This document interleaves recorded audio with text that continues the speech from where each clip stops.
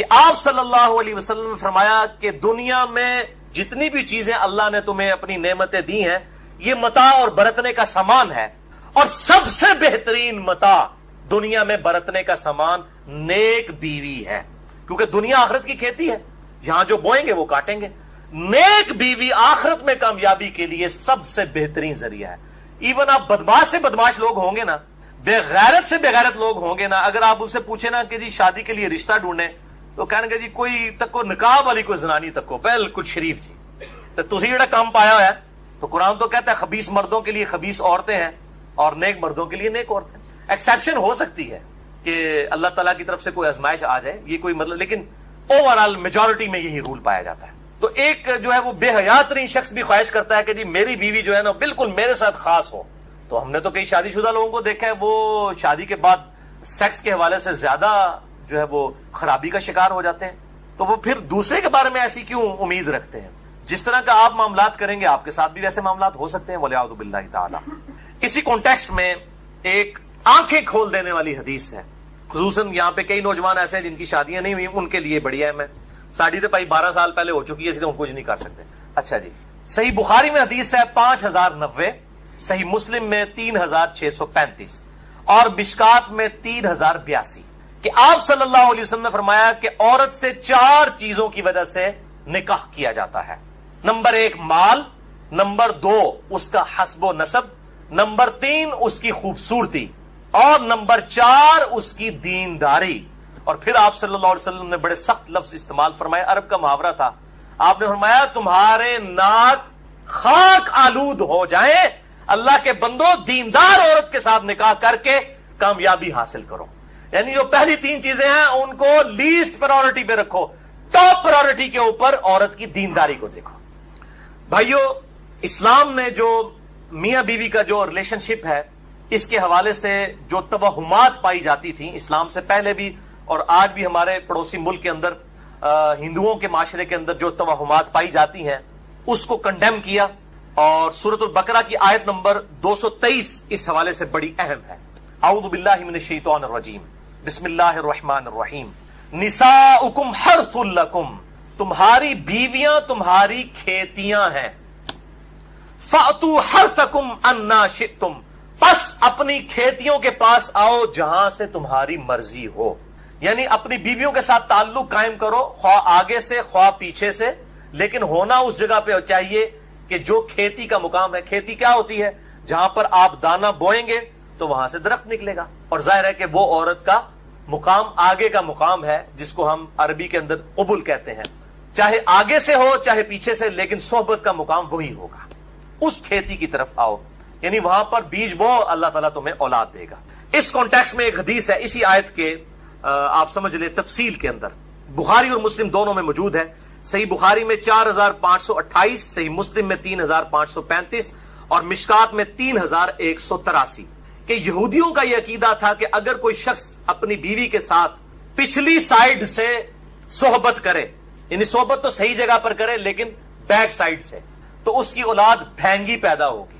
تو اسلام نے اس کو کنڈیم کرتے ہوئے یہ آیت نازل فرمائی، اللہ تعالیٰ نے نساؤکم حرث لکم فأتوا حرثکم انا شئتم، تمہاری بیویاں تمہاری کھیتیاں ہیں، چاہے آگے سے آؤ چاہے پیچھے سے آؤ، لیکن مقام جو ہے وہی قبل ہوگا، دبر میں حرام ہے، اور وہی چیز ہے جسے ہم اینل سیکس بھی کہتے ہیں، یا لواطت کا لفظ بھی استعمال کیا جاتا ہے لیکن اس کو بعض لوگ برا سمجھتے ہیں، یعنی قوم لوط کا فعل اینل سیکس، یہ بھائیوں حرام ہے۔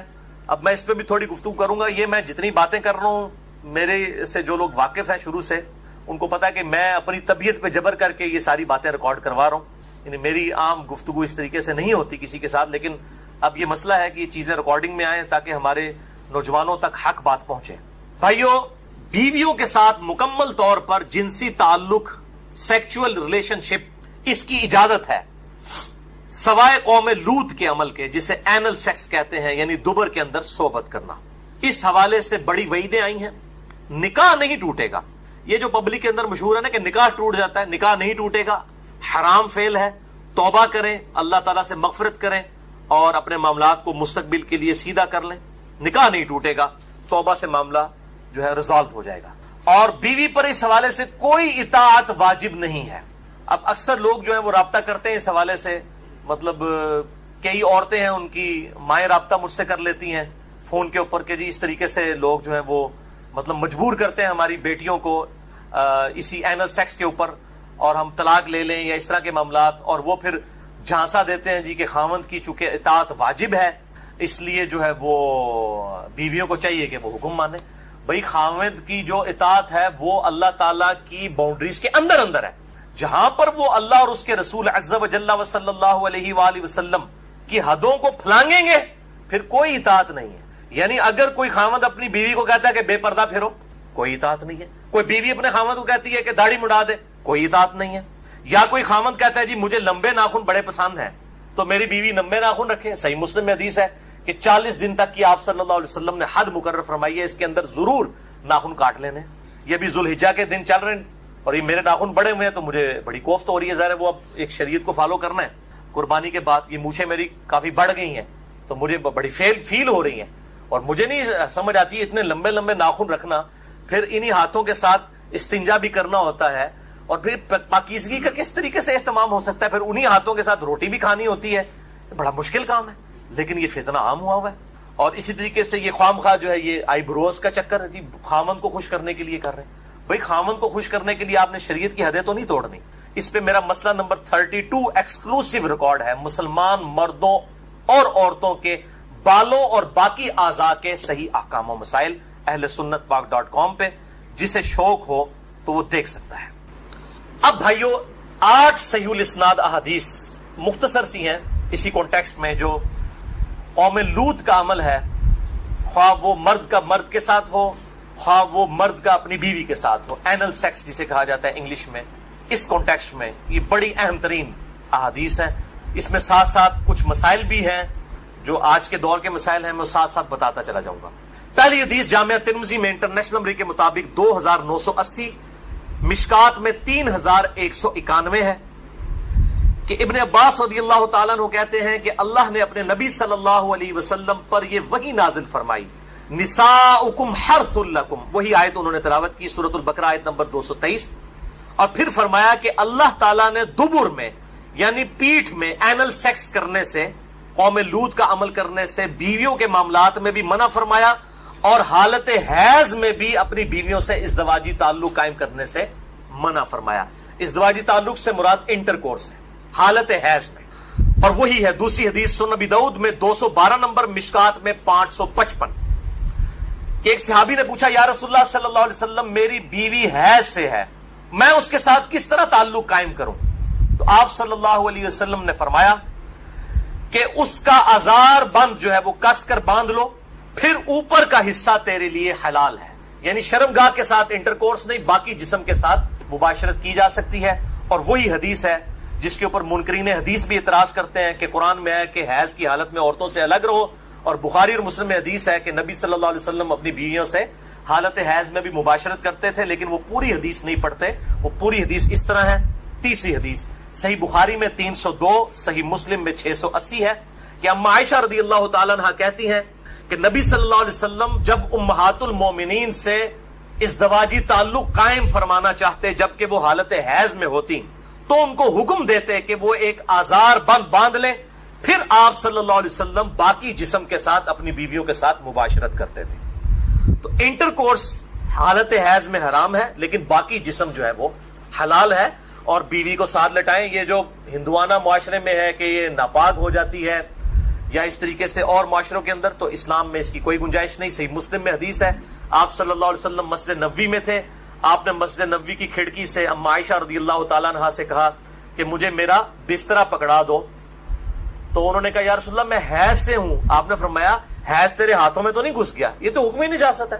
اس طریقے سے صحیح مسلم میں حدیث ہے کہ نبی صلی اللہ علیہ وسلم میری گود میں سر رکھ کر قرآن پڑھا کرتے تھے، حالانکہ میں حالت حیض میں ہوا کرتی تھی۔ تو یہ حالت حیض حکمی نجاست ہے، اس میں عورت آٹا بھی گوندھ سکتی ہے اور کھانا بھی پکا سکتی ہے، کوئی مسئلہ نہیں ہے۔ اسی طریقے سے اگر کسی پہ غسل فرض ہے تو بس اتنا ڈیلے نہ کرے کہ نماز قضا ہو، باقی وہ کوئی حقیقتاً تو پلید نہیں ہے، حکمی نجاست کے اعتبار سے۔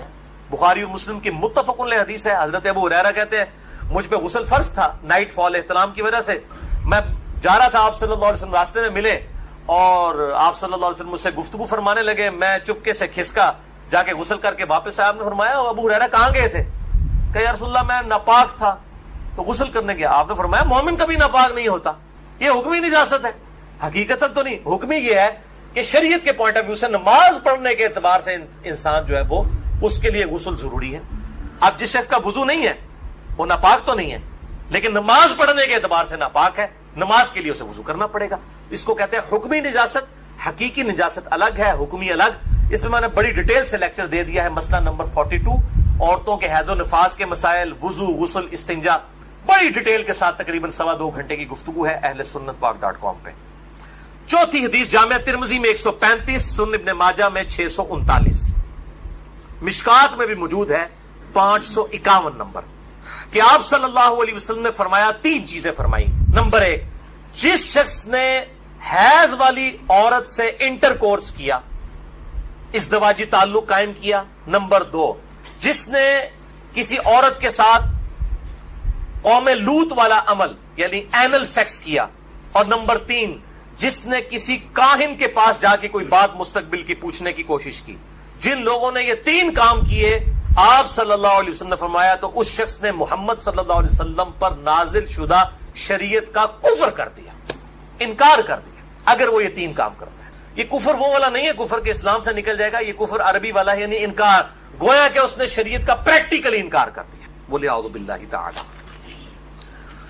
5ویں حدیث سنن ابن ماجہ میں 1924، مشکات میں 3192، کہ آپ صلی اللہ علیہ وسلم نے فرمایا بے شک اللہ تعالیٰ حق کہنے میں شرم محسوس نہیں کرتا.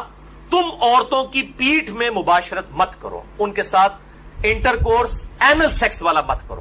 6ٹھی حدیث سنن ابی داؤد میں 2162 اور مشکات میں 3193، کہ آپ صلی اللہ علیہ وسلم نے فرمایا جو شخص اپنی بیوی کے ساتھ قوم لوط والا عمل کرے اللہ کے ہاں وہ ملعون ہے، اللہ کی لعنت ہے اس پر، وہ اللہ کی رحمت سے دور ہے. 7ویں حدیث سنن ابن ماجہ میں 1923، مشکات میں 3194، کہ آپ صلی اللہ علیہ وسلم نے فرمایا جو شخص قوم لوط والا عمل کرے گا اپنی بیوی کے ساتھ اللہ تعالیٰ قیامت والے دن اس کی طرف نظر رحمت بھی نہیں فرمائے گا. وَلِعَاذُ بِاللَّهِ تَعَالَى. اور 8ویں حدیث جامعہ ترمذی میں 1165، مشکات میں 3195، کہ اللہ تعالیٰ اس پر نظر رحمت نہیں فرمائے گا جو کسی مرد کے ساتھ یا کسی عورت کے ساتھ قوم لوط والا عمل کرے، اینل سیکس کرے. بولے اعوذ باللہ تعالی. یہ ایشو ریزالو ہوا. اب بھائیو آج کے جو ماڈرن دور کا ایک ایشو بہت سامنے آیا ہے، اس ماڈرن دور کا وہ ایشو ہے، وہ ہے اورل سیکس کا ایشو، جس کی مختلف شکلیں جو ہیں وہ معاشرے کے اندر رائج ہیں، کچھ صحیح ہیں کچھ غلط ہیں. اس میں بنیادی اصول آپ سمجھ لیجئے، اور وہ ہے سورۃ البقرہ کی آیت نمبر 187. اعوذ باللہ من الشیطان الرجیم، بسم اللہ الرحمن الرحیم. احل لکم لیلۃ الصیام الرفث الی نسائکم. حلال کر دیا ہے اللہ نے رمضان کی راتوں میں بھی تمہارا اپنی بیویوں کے ساتھ ازدواجی تعلق قائم کرنا. ہن لباس لکم، تمہاری بیویاں تمہارا لباس ہیں، وانتم لباس لہن، اور تم اپنی بیویوں کا لباس. اب یہ لباس میں نے جو پہنا ہوا ہے، اس لباس اور میرے جسم کا کوئی پردہ نہیں ہے. میاں بیوی کا آپس میں کوئی پردہ نہیں ہے، کیونکہ ایک دوسرے کا لباس ہے، ایک دوسرے کی عفت اور عصمت کی حفاظت کا ذریعہ بھی ہے، ایک وہ معنی بھی ہے، اور دوسرا اس حوالے سے پریکٹیکلی بھی وہ لباس ہے کہ میاں بیوی کا آپس میں کسی بھی چیز کا کوئی پردہ نہیں ہے. کسی حدیث کے اندر کوئی اس طرح کی چیز رپورٹ نہیں ہوئی. اس حوالے سے ایک مردود اور منقطع روایت پیش کی جاتی ہے، اور اس تابعی کا سما جو ہے وہ سیدہ عائشہ رضی اللہ تعالیٰ عنہا سے ثابت ہی نہیں ہے. سنن ابن ماجہ میں حدیث ہے 1922، مشکات میں 3123 ہے، لیکن مردود روایت ہے، منقطع ہے، کہ اما عائشہ رضی اللہ تعالیٰ عنہا کا بیان ہے کہ میں نے نبی صلی اللہ علیہ وسلم کی شرمگاہ کبھی نہیں دیکھی. لیکن یہ روایت ہی ضعیف ہے، جس کی بنیاد کے اوپر لوگوں نے اورل سیکس کے حوالے سے عجیب و غریب فتوے دیے اور کہا کہ جی میاں بیوی ایک دوسرے کی شرمگاہ کو نہیں دیکھ سکتے، یعنی وہ کہتے ہیں دیکھ ہی نہیں سکتے، اگلی بات تو آپ چھوڑ ہی دیں. تو یہ حدیث ہی بالکل جو ہے وہ منقطع ہے اور مردود روایت ہے، جس کی بنیاد پہ یہ پورے کا پورا ایک اسکول آف تھاٹ کھڑا کیا ہوا ہے. بھائیو اسلام میں ایز سچ اورل سیکس کی کوئی ممانعت نہیں آئی، سوائے وہ قوم لوط والا جو اینل سیکس ہے، اس کو ضرور ایڈریس کیا گیا. اس حوالے سے جتنی بھی باتیں کی جاتی ہیں وہ علماء کے فتوے ہیں، اور ظاہر ہے کہ جب فتویٰ ہوگا تو وہ ایکسپرٹ اوپینین ہے، وہ اجتہادی ایشو ہے، اس میں کوئی شخص بھی دلائل کے ساتھ کسی کے ساتھ اختلاف کر سکتا ہے، اور اس کو آپ کتاب و سنت کی نص کی طرح بالکل فائنل اتھارٹی نہیں مان سکتے. اس کے لیے دلائل دینے کی ضرورت ہوگی، زبانی کلامی نہیں کہ میرا دل نہیں مانتا، یہ چیزیں اس طریقے سے نہیں. بہرحال اورل سیکس کے حوالے سے میڈیکل ایشو ضرور ریزالو کرنا چاہیے، کیونکہ اس قرآن حکیم نے ہمیں دو ہی علوم بتائے ہیں، ایک ریویلڈ نالج جو وحی کا علم ہے، اور دوسرا acquired knowledge, the knowledge obtained through observations and experiments، science کا علم. ان دو میں سے اگر ایک علم بھی یہ چیز ویریفائی کر دے کہ اس طرح کا ایکٹ جو ہے صحت کے لیے نقصان دہ ہے، تو پھر اس کی اسلام میں اجازت نہیں ہوگی. مثال کے طور پر یہ جو یورینیم ہے، اگر آپ اس کو نیکڈ ہاتھ لگائیں گے تو سکن کینسر اس کی وجہ سے ہو سکتا ہے. یہ قرآن و حدیث میں نہیں موجود لیکن سائنٹیفکلی پروف ہے. تو یہ اس کو پھر اس طریقے سے پریکٹس کیا جائے گا اور بچا جائے گا. اس حوالے سے میں نے گفتگو بھی کر دی ہے، مسئلہ نمبر 39، علم وحی اور علم سائنس کی اہمیت اور ان کا دائرہ کار، اہل سنت پاک.com پہ. بہرحال میں نے اشارتاً اب گفتگو کر دی ہے، عقل مند کے لیے اشارہ کافی ہے، اس میں مزید ڈیٹیل میں جانے کی ضرورت نہیں ہے. البتہ آخر میں سیکس کے اعتبار سے دو بڑے کریٹیکل ایشوز ہیں، ان کو ایڈریس کر دوں.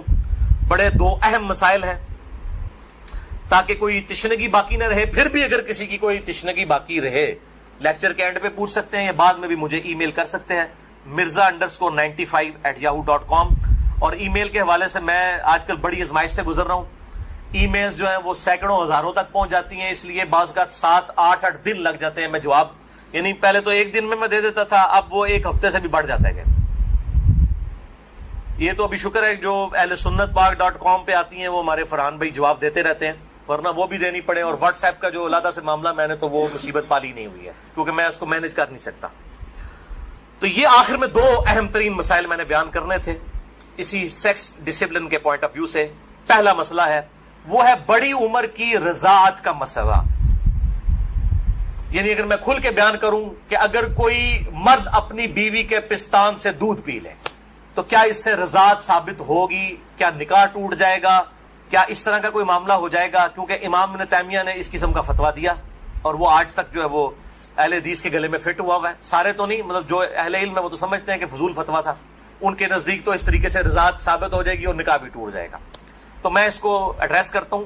صحیح بخاری اور صحیح مسلم کی متفق علیہ حدیث ہے.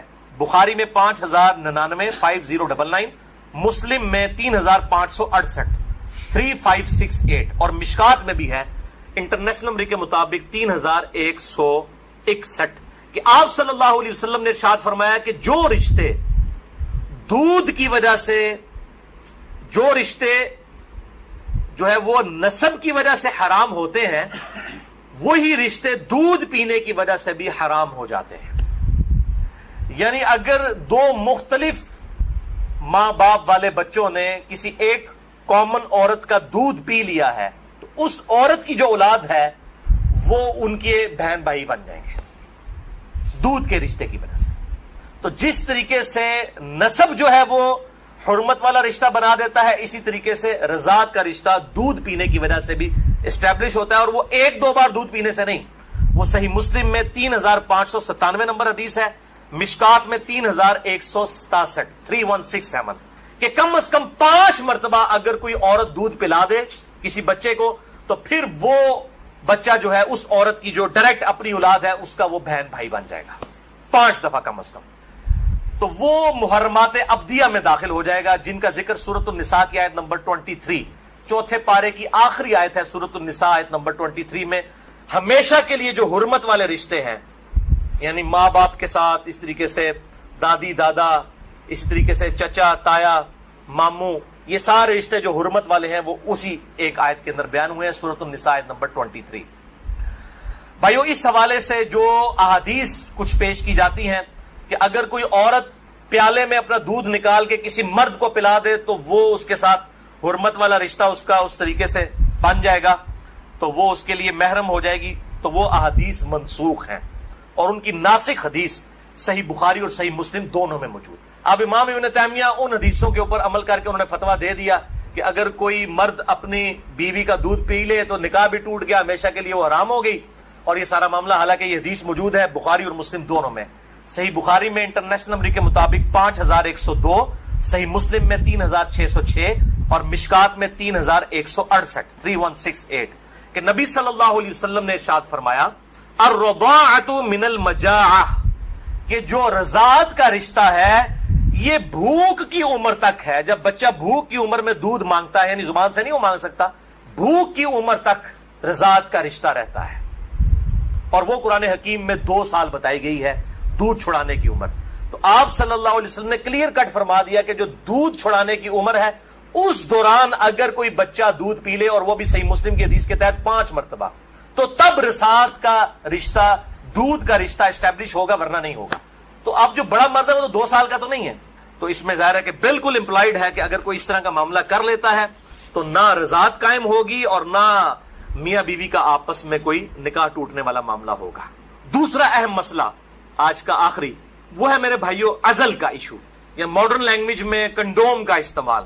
عزل عربی میں کہتے ہیں الگ ہو جانے کو، یعنی جب میاں بیوی ازدواجی تعلق قائم کریں، ڈسچارج کے وقت وہ الگ ہو جائیں، اس کو کہتے ہیں عزل. اور اسی کی ماڈرن فارم جو ہے وہ کنڈوم ہے. فیملی پلاننگ کے پوائنٹ آف ویو سے بھی استعمال کرتے ہیں. اس میں کوئی شک نہیں ہے کہ مفلسی کے ڈر سے فیملی پلاننگ کرنا اسلام میں قرآن حکیم کی آیات کی روشنی میں اس کی کوئی گنجائش موجود نہیں ہے، قطعاً حرام ہے. لیکن اگر عورت کی صحت کا ایشو ہو یا اولاد کی تربیت کے پوائنٹ آف ویو سے کسی کے لیے کوئی ریسٹرکشن ہو، وہ معاملہ الگ ہے، اس کے اوپر وہ والا فتویٰ نہیں لگے گا. اور اس کے ثبوت میں 3 حدیثیں پیش کروں گا، تینوں صحیح بخاری اور صحیح مسلم سے. لیکن اس میں یاد رکھیں کہ جو لوگ اس حوالے سے مرد اپنی نس بندی کروا لیتے ہیں، یعنی سیکچولی ڈسیبل ہو جاتے ہیں ہمیشہ کے لیے، جان بوجھ کے میڈیکلی کروا لیتے ہیں، یا عورتیں اپنی یوٹرس نکلوا دیتی ہیں، اگر کوئی بیماری یا کینسر والا ایشو نہ ہو وہ الگ بات ہے کہ جی تاکہ جی ہمیشہ کے لیے معاملہ اسٹیبلش ہو جائے، یہ قطعاً حرام ہے اور بدعت کبریٰ ہے. یہ اللہ کی شریعت کو بدلنا ہے، اللہ کی تخلیق کو بدلنا ہے. سورۃ النساء نمبر 119 کے تحت یہ قطعاً حرام اور شیطانی فعل ہے. کوئی مرد جو ہے اپنے آپ کو خصی کروا لے، یا کوئی عورت اپنی یوٹرس اور ہم جو ہے وہ حمل کا جو ذریعہ ہے اس کا رحم اس کو نکلوا دے. البتہ عزل جو ہے اس کی اجازت ہے. اس کانٹیکسٹ میں 3 حدیثیں ہیں، تینوں بخاری اور مسلم سے. پہلی حدیث صحیح بخاری میں 5208، مسلم میں 3561 اور مشکات میں 3184 ہے کہ جابر بن عبداللہ کہتے ہیں رضی اللہ تعالیٰ عنہ کہ قرآن حکیم نازل ہو رہا تھا اور ہم اپنی بیویوں کے ساتھ عزل کیا کرتے تھے. اللہ تعالیٰ نے قرآن حکیم میں اسے منع نہیں فرمایا، اور جب نبی صلی اللہ علیہ وسلم کو ہمارے بارے میں خبر پہنچی کہ ہم عزل کرتے ہیں، یعنی بیویوں کے ساتھ جب صحبت کرتے ہیں تو ڈسچارج کے وقت الگ ہو جاتے ہیں تاکہ اولاد نہ ہو، تو نبی صلی اللہ علیہ وسلم نے بھی ہمیں منع نہیں فرمایا. نبی پہ تو واجب ہوتا ہے منع کرنا. اور یہ جابر بن عبداللہ وہ ہیں جو 74 ہجری میں فوت ہوئے ہیں. آپ صلی اللہ علیہ وسلم کے بعد بھی 62 ایئرز تک، 62 سال تک زندہ رہے ہیں، اور بخاری اور مسلم کی کئی احادیث کے راوی ہیں، اور 7 سب سے زیادہ 7 احادیث روایت کرنے والے صحابہ میں سے یہ ایک ہے، جابر بن عبداللہ انصاری رضی اللہ تعالی عنہ وعلیہ السلام. تو وہ کلیئر کٹ کہہ رہے ہیں نہ قرآن میں اس کی حرمت آئی، نہ نبی صلی اللہ علیہ وسلم نے ہمیں عزل کرنے سے منع کیا. دوسری حدیث بھی بخاری اور مسلم کی متفق علیہ حدیث ہے. بخاری میں 4138، مسلم میں 3544، مشکات میں بھی موجود ہے 3186 کہ صحابہ کہتے ہیں کہ ہم اپنی لونڈیوں کے ساتھ صحبت کیا کرتے تھے اور پھر ہم عزل کر لیا کرتے تھے. تو ہم نے نبی صلی اللہ علیہ وسلم سے عرض کیا کہ ہم اس طریقے سے عزل کرتے ہیں، الگ ہو جاتے ہیں، ہم نہیں چاہتے کہ ہماری لونڈیوں سے اولاد ہو. تو آپ صلی اللہ علیہ وسلم نے فرمایا کہ کیا حرج ہے کہ اگر تم اپنی بیویوں کے ساتھ عزل نہ کرو، کیونکہ جس جان نے دنیا میں آنا ہے قیامت تک کے لیے وہ تو آ کر رہے گی. لیکن آپ نے منع نہیں فرمایا. آپ نے فرمایا جتنے مرضی ہیلے بازی کر لو، جتنے معاملات مرضی کر لو، جس جان نے دنیا میں آنا ہے اس نے آنا ہے. اور وہی اگلی حدیث ہے تیسری صحیح مسلم میں 3556، مشکات میں 3885. ایک صحابی نے عرض کیا کہ ہمیں یہ چیز ناپسند ہے کہ ہماری لونڈیوں سے اولاد ہو. تو آپ صلی اللہ علیہ وسلم نے فرمایا کہ پھر تم اپنی لونڈیوں کے ساتھ عزل کر لیا کرو. اس حدیث میں ہے کہ آپ نے خود کہہ دیا کہ کر لیا کرو اگر تم چاہو. پھر آپ نے ساتھ ہی فرمایا لیکن جو جان مقدر ہے دنیا میں آنا وہ آ کر رہے گی. یہی ہوتا ہے وہ جناب وقفے کرتے رہتے ہیں، اکٹھے ہی 3 بچے ہو جاتے ہیں، پھر سارے کے ساتھ وہ کہتے ہیں پتہ ہی نہیں چلا. پتہ تو نہیں چلے گا، ظاہر ہے یہ معاملات تو اللہ کے ہیں. اور آپ کو بتاؤں یہ جو اولاد والا معاملہ ہے یہ خالصتاً اللہ تعالیٰ نے اپنے پاس رکھا ہے. کئی پیغمبر ہیں جو بے اولاد ہیں, اور سورہ شورا کے آخری رکوع میں آیا اللہ تعالیٰ جسے چاہتا ہے بیٹے دیتا ہے, جسے چاہتا ہے بیٹیاں دیتا ہے, جسے چاہتا ہے دونوں دیتا ہے, جسے چاہتا ہے بے اولاد رکھتا ہے. نبی صلی اللہ علیہ وسلم کی